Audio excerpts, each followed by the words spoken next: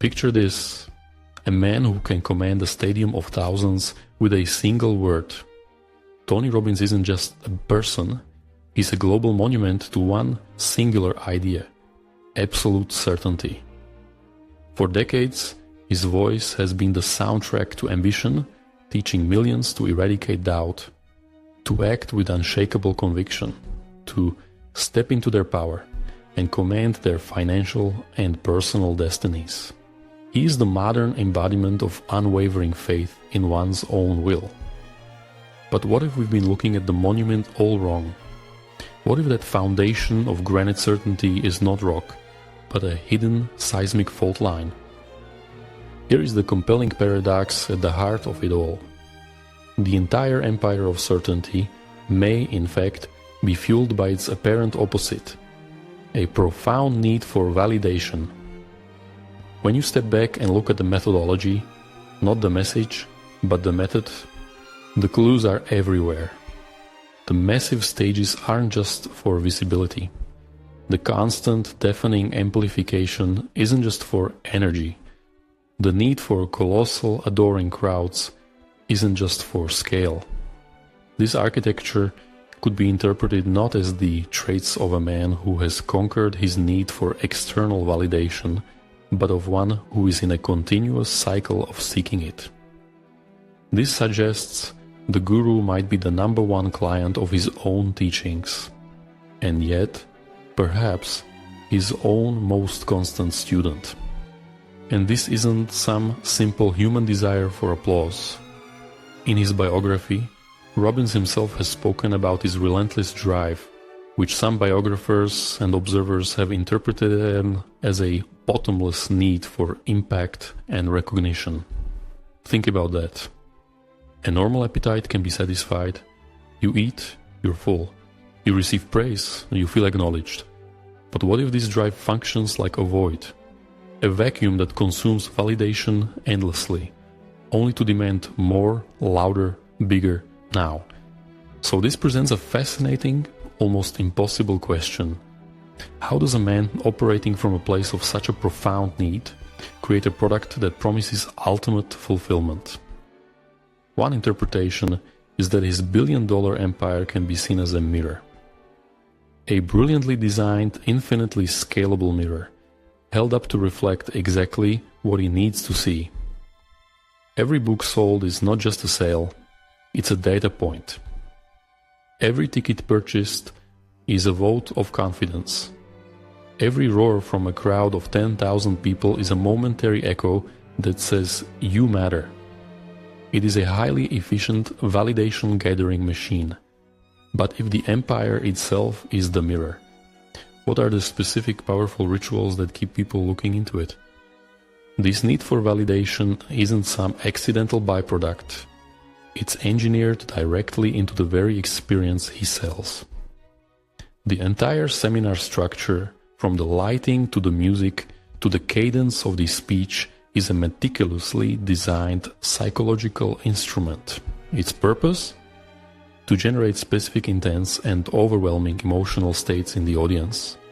States that participants will then irrevocably associate with him and his teachings. It's emotional branding at its most potent. And the most famous, the most iconic of these engineered rituals is the one that literally walks people through fire. The fire walk is the perfect symbol. It's ancient, it's visceral. It's universally understood as an act of incredible courage and transcendence. Participants and the public see it as the ultimate metaphor. If you can conquer the fear of walking on red-hot coals, you can conquer any fear in your life. It's presented as a testament to the power of the human spirit unleashed by Tony's teachings. It feels like pure, unadulterated empowerment. But what if that powerful, obvious metaphor is just a decoy? A story told to hide the real machinery at work. Let's introduce the first shock. Walking on hot coals isn't primarily about courage or mind over matter. It's a combination of physics and psychology. The wood embers used are poor conductors of heat, and the quick, light step prevents burning, a physical principle. But Robbins masterfully layers this with intense psychological priming, the building anticipation, the pounding music, the focused attention. It's not just a trick, it's a multifaceted experience designed to feel like pure magic. So, if the apparent danger is itself engineered, what is the real undisclosed purpose of the walk? The real purpose is a powerful psychological override. The setup triggers a massive fight or flight response. Your adrenaline spikes, your heart hammers in your chest. Then you walk across. You feel fine, elated, and a powerful wave of relief and triumph floods your system. This isn't just an emotional roller coaster. It's a carefully orchestrated biochemical event. This roller coaster doesn't just. This precise phenomenon is often called state-dependent learning. It means that what you learn is deeply tied to the neurochemical state you were in when you learned it. In this heightened state of adrenaline and endorphins, your critical thinking is dampened. Your brain becomes ultra-receptive to suggestions, linking them directly to that intense, euphoric feeling of triumph. So, in that moment, you don't just logically learn a lesson, you emotionally download a program. Seen this way, the firewalk is revealed as a protocol to create a controlled, temporary blind spot in your critical thinking. It expertly, masterfully guides your attention away from logical questions like, is this actually safe? How does the physics work? What am I really paying for? And towards pure emotional acceptance. He led me through fire. I did the impossible. I can trust him completely. This forges an incredibly powerful bond, but it's a bond built not on evidence or reason, but on a deliberately bypassed critical faculty. And this vulnerable state is never wasted. It is immediately leveraged for action. Right after the walk, in this peak state of suggestibility, participants are often guided to make a commitment, to shout a new goal to the sky, to call a loved one and make a promise, or, crucially, to make a deeper financial investment, to sign up for the next, more expensive seminar, to truly lock in this transformation. A decision made in this state feels like pure, unarguable empowerment. But how would that same financial decision look the next morning under the calm, dull light of a hotel room lamp? Therefore, the firewalk is not a lesson in courage, it's a blueprint. It establishes the core, repeatable pattern of the entire Robbins system. Use intense, engineered emotional peaks to bypass skepticism, create unwavering belief, and drive immediate action. It is the foundational algorithm. If this is the blueprint for the first few hours of an event, what does it predict for the rest of the weekend? For the books? For the entire empire? The entire multi-billion-dollar structure can be seen as a scaled-up, industrialized version of the firewalk. The massive rallies with thousands of people? That's the crowd energy, amplified. The intense, driving music that plays for hours. That's the physiological priming extended. The emotional, personal storytelling designed to provoke waves of feeling. That's the state-dependent learning, applied en masse.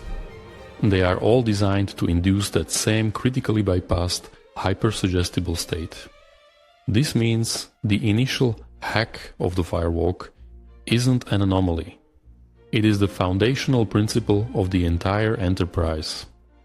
And this brings us back starkly to the man, not the system. If the system is designed to fulfill a profound need for validation through engineered emotional peaks, then the architect is both the master of the ceremony and its primary consumer. He built the mirror to see himself. He built the amplifier to hear his own echo. He constructed a machine whose primary function is to feed his own deepest hunger. But what happens to the architect when the machine's only fuel is the very thing he can never ever get enough of. The powerful implication is that the firewalk is a metaphor for his own cycle. He must constantly walk on the hot coals of his own performance, trapped in a loop of needing to amp up the intensity, to create bigger events, to generate more powerful validation, just to feel the same effect, all while operating a system he himself designed. The monument to certainty is a cycle of doubt. And to understand how this cycle was built, we need to go back to the very beginning, to the quiet intellectual philosophy he discovered and then left behind. This journey into his past reveals the origins of the need that would eventually fuel an empire. Before the private jets and the stadiums packed with tens of thousands, there was just a young, searching Tony Robbins. A kid who, by his own account, was living in a cramped apartment, washing his dishes in the bathtub, and desperately looking for a way out. And in his late teens, he found his guide. He found a mentor who would fundamentally shape his entire early worldview. The charismatic, silver-tongued philosopher and businessman Jim Rohn. Rohn's philosophy was potent, it was magnetic, but it was built on a foundation radically, almost completely, different from the empire Robbins would eventually build. Jim Rohn's core teaching wasn't about amassing massive, flashy wealth. It was about the quiet, disciplined work of personal development. He preached frugality, not as a form of poverty, but as a virtue of resourcefulness and respect for the value of a dollar. He taught integrity. The idea that you build a successful life through consistent, honorable action, not through loud proclamation or theatrical demonstration. For Rohn, the transformation was a slow, internal process that would naturally, inevitably manifest in your external results. It was a personal journey, not a spectator sport. Now, hold Rohn's quiet principles in your mind and look at the empire his most famous protege built. The contrast is staggering. Where Jim Rohn operated in hotel conference rooms, Tony Robbins commands football stadiums. Where Rohn spoke of building character, Robbins sells peak performance. Where Rohn advised thoughtful prudence and saving, Robbins orchestrates financial fervor, urging audiences to make a decision and massively increase your income. This isn't just a difference in scale or volume. It feels like a difference in soul, a fundamental divergence on what self-improvement even is. And the most significant tangible departure is in the business model itself. Jim Rohn's approach was straightforward. He gave talks, he sold books and audio tapes. You bought a product, you consumed the wisdom. Tony Robbins built something entirely different, a multi-tiered, escalating ecosystem. The initial entry-level seminar is designed to be a gateway. It leads directly to a more expensive, more intensive seminar, which then leads to exclusive coaching programs, high-end retreats, and business masterminds costing tens of thousands of dollars. It is a meticulously architected funnel, monetizing every single step of the spiritual journey. This raises a critical, uncomfortable question that hangs over the entire self-help industry. Is the Tony Robbins model a natural, even brilliant evolution, simply taking powerful ideas and scaling them for a mass modern audience using the best tools available? Or is it a fundamental betrayal of the very philosophy it claims to represent? Has the quest for inner growth been neatly packaged, priced, and turned into a transactional commodity? To answer that, we have to move past the philosophy and look squarely at the real-world results. We have to see the system in action. And here is where we must be absolutely clear, because it's the key to understanding the entire phenomenon. The system undeniably works. For a great many people, it delivers exactly what it promises. There are thousands of passionate testimonials from People who cite real, tangible, life-changing breakthroughs, overcoming decades of social anxiety, starting a successful business, pulling a marriage back from the brink, all achieved by applying Robbins' principles and attending his events.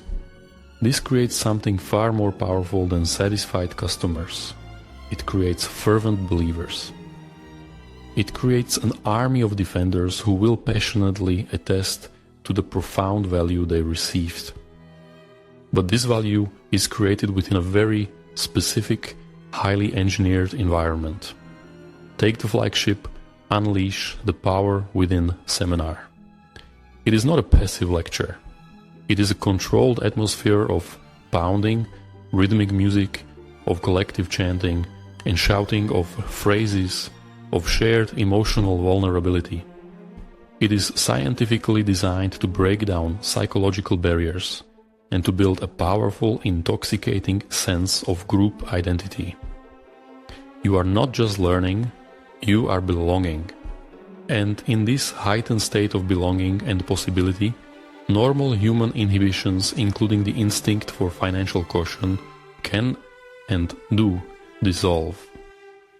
Let's consider the documented pattern of participant behavior in this energy as reported in numerous first-hand accounts and media investigations. On the final day of UPW, riding a powerful wave of certainty and group euphoria, individuals report feeling unstoppable. A skilled salesperson presents the logical next step in this transformation, a multi-$1,000 ticket to the next seminar. In that room, surrounded by hundreds of people making the same leap, it doesn't feel like an expense. It feels like an investment in a new, powerful future they can already taste. So, in that moment, a significant financial commitment doesn't feel like taking on debt. It feels like the ultimate act of empowerment. This pattern reveals the engine of the empire. The system is brilliant because it creates genuine emotional value. People feel better, they feel powerful. But it simultaneously, expertly creates a dependency. The pervasive feeling that the next level of investment, the next seminar, the next coaching session is absolutely necessary to maintain, to lock in, to deepen that transformation. It's a ladder where each rung feels essential and the next one is always just out of reach. So, if this is what the system does to the followers, creating both value and dependency, what does that same powerful machinery do to the man who is its source? Let's be clear about the central conflict in this story. It's not with a rival guru. It's not a skeptical journalist or a critic. The true antagonist here is far more powerful and far more impersonal. It is the self-created system, the billion-dollar empire itself. This entity, born from one man's vision, has grown beyond him. It now operates on its own relentless internal logic, and that very logic now dictates the life of its creator. This system, this empire, has one primary driving need: to be fed. It is an insatiable machine with a massive operational footprint, salaries, venues, marketing budgets, investor expectations that requires a constant, ever-increasing influx. New clients, new events, new products, and most crucially, new peaks of emotional intensity to keep the engine running. The machine cannot be paused. It cannot be reasoned with. It must grow. It must consume, or it risks collapsing under its own immense financial weight. This abstract appetite translates into something brutally concrete, a schedule that would break almost any human being. A typical year isn't a series of events. It's a perpetual, global tour.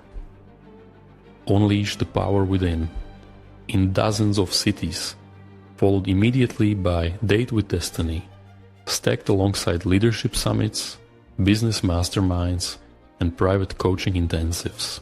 There is no real off-season, no extended pause. This isn't a human schedule, it's the requirement of a corporation. And in this corporate structure, Tony Robbins is not the chairman enjoying the view from the top floor.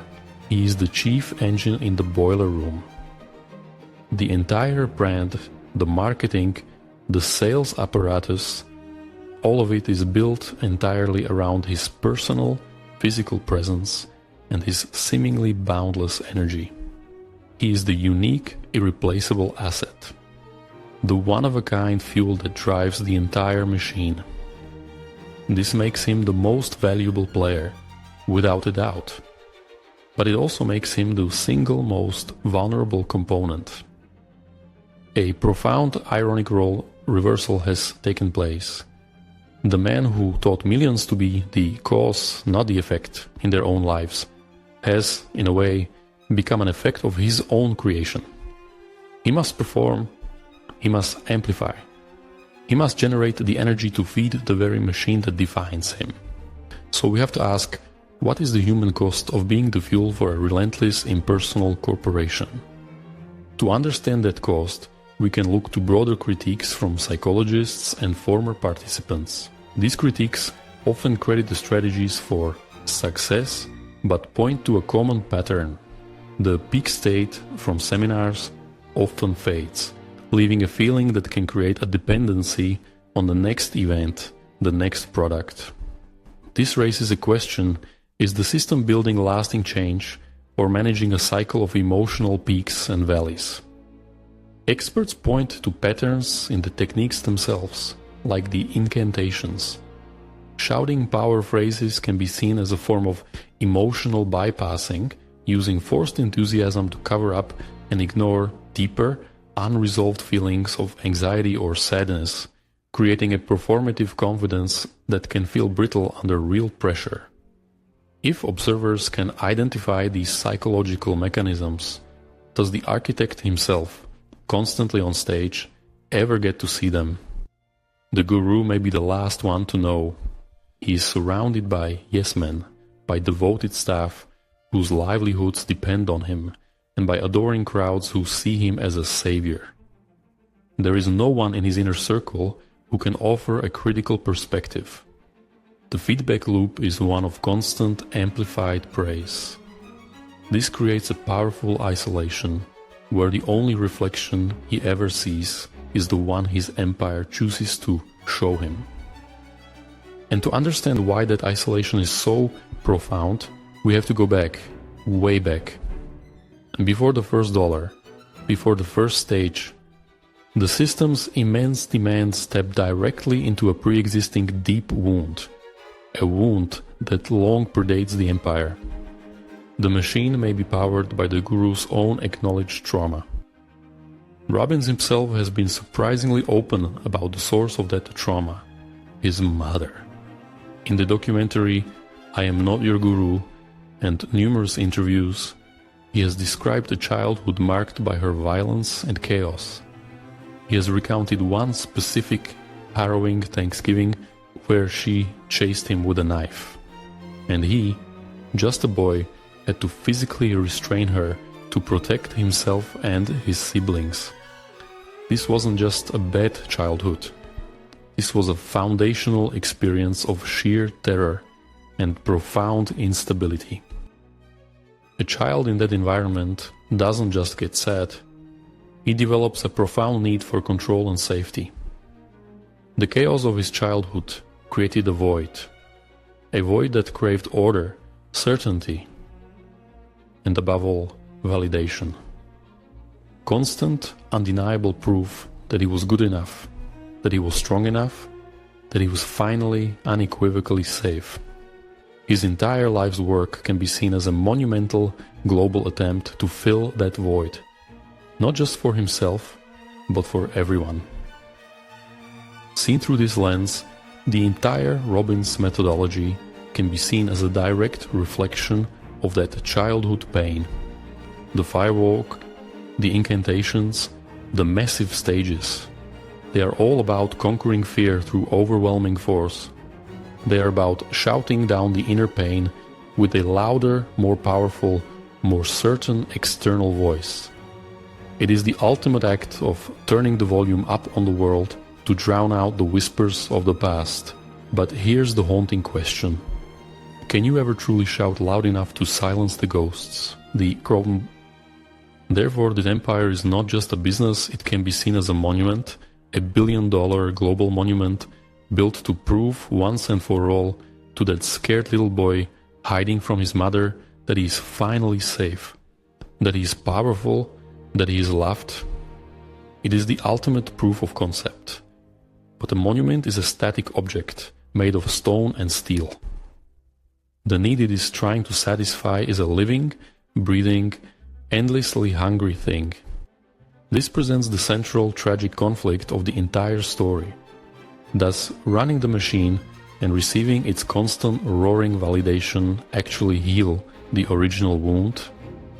Or does the act of constantly performing for that validation, of constantly having to be the monument, simply keep the wound fresh and open and raw?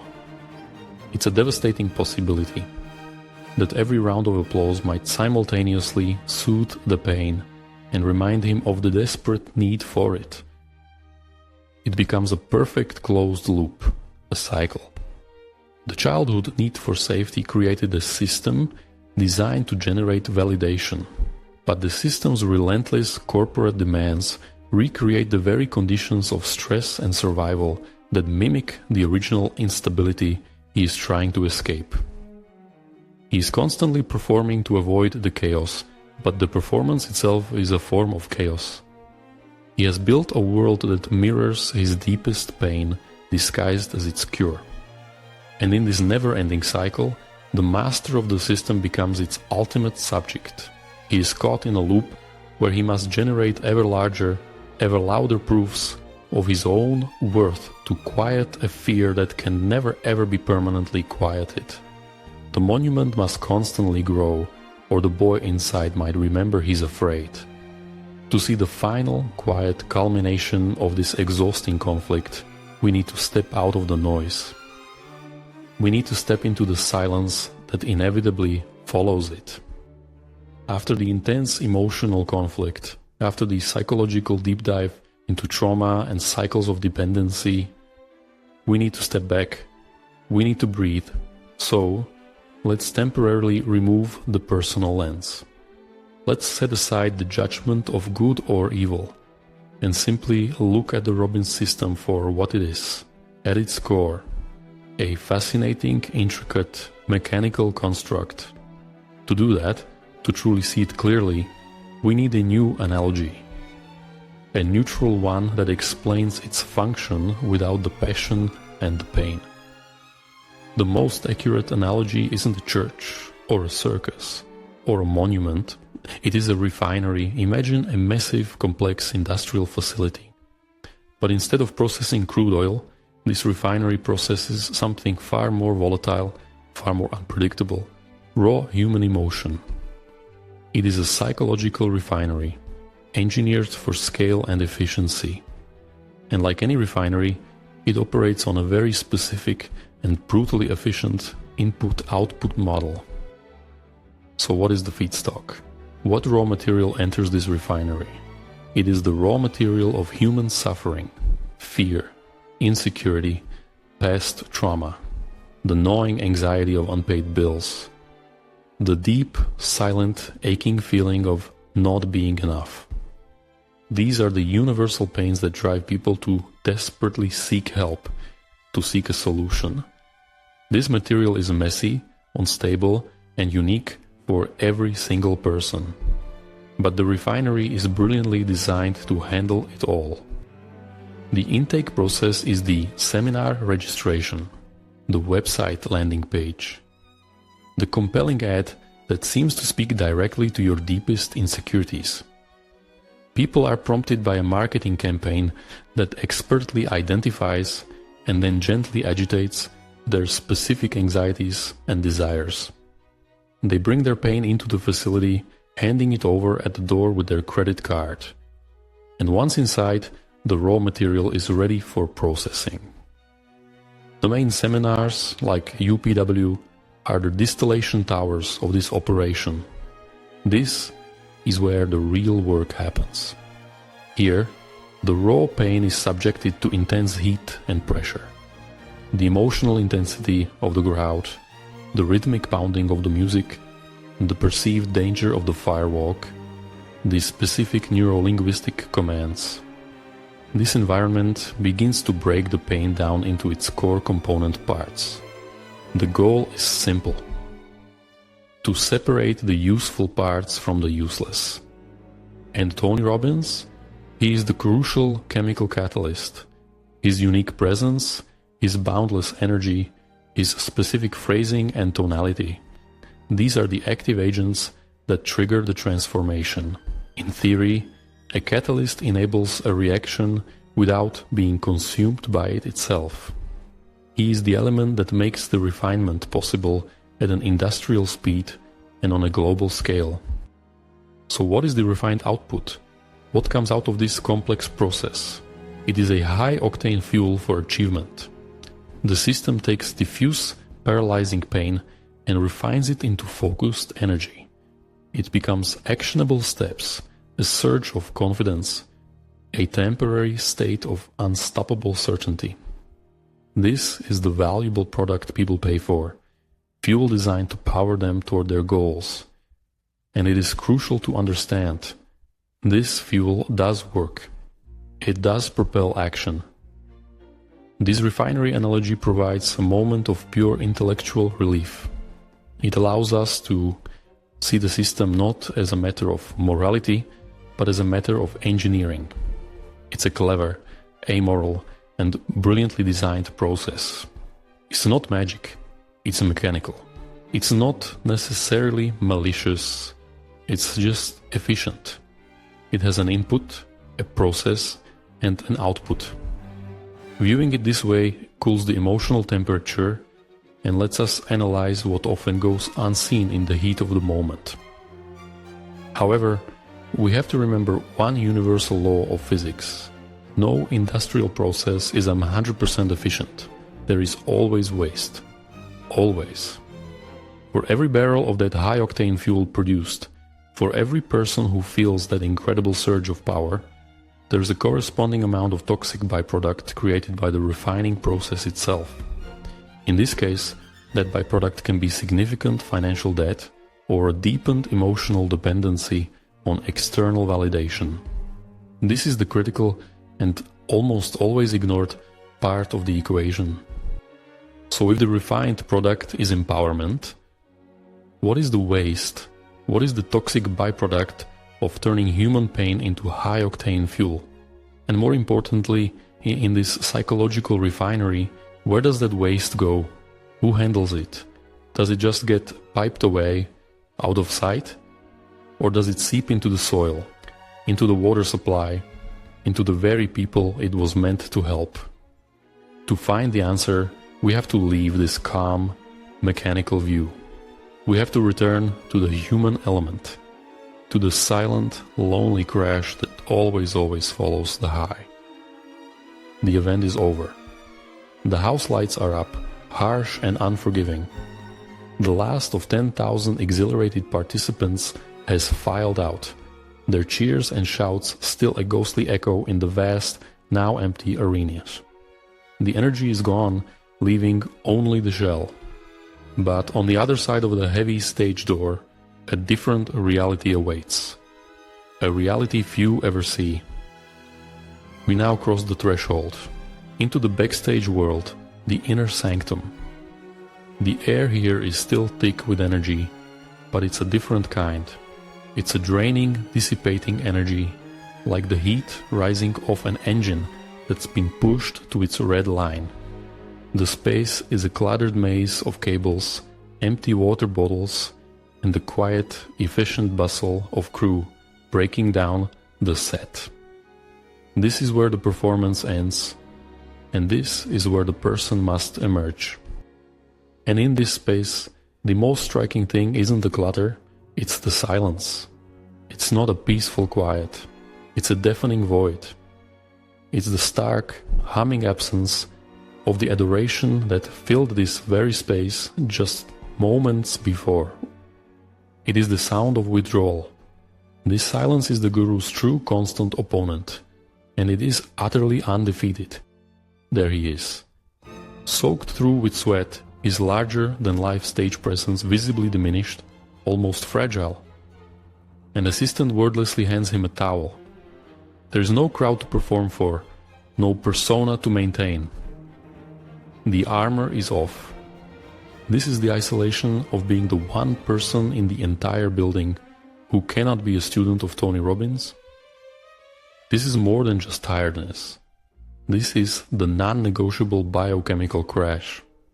After hours of sustaining an extreme superhuman peak state of neurochemical arousal, flooded with adrenaline, dopamine, oxytocin, the body and mind must plummet to compensate.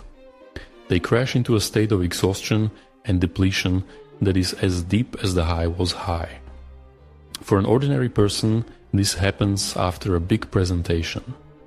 For him, it's after psychologically orchestrating a mass catharsis for 10,000 people. Now, imagine this cycle, this violent emotional whiplash, not for a week, not for a month, repeated over and over for decades. The relentless, brutal oscillation between godlike onstage highs and solitary, silent biochemical crashes. This rhythm would be psychologically grueling, physically punishing for any human being. It doesn't create stability, it systematically erodes it. This brings us back with terrible clarity to the metaphor of Icarus. Tony Robbins, the boy who dreamed of flying away from chaos, built the most magnificent wings the world of self-help has ever seen. Wings that could lift not just him, but millions. But the ancient myth holds its warning for a reason. The wings were made of a brilliant but fragile material, a material that melts under intense heat. What were his wings crafted from? They were not made of wax and feathers. They were woven from applause, from affirmations, from testimonials and book sales, and the rapturous adoration of millions. They were made entirely of external, fleeting sources of validation. And the terrifying truth is this: the higher he flew, the more he depended on these external sources to keep him aloft. And the sun he flew toward? It was his own insatiable need, the burning, bottomless childhood hunger for the very validation his wings were made of, the very thing he was trying to capture. The closer he flew towards satisfying that need, the hotter it burned. He was chasing the source of his own meltdown. The outcome was as inevitable as physics. The wings, stressed by the relentless decades-long pursuit and the searing heat of the need itself, began to melt. The external validation, no matter how massive, could no longer hold the weight of the internal void. The fall is not a physical one from the sky. It is a fall into a profound and terrifying solitude. The solitude of a quiet backstage room. And in that solitude, we finally meet the final, most powerful antagonist of this story. It is not a person. It is not a system. It is a simple, philosophical concept he can never ever defeat, the idea of enough. This antagonist, this single word, has been waiting for him his entire life. Enough is a question his entire philosophy is built to avoid. When have you helped enough people, made enough money, gotten enough applause?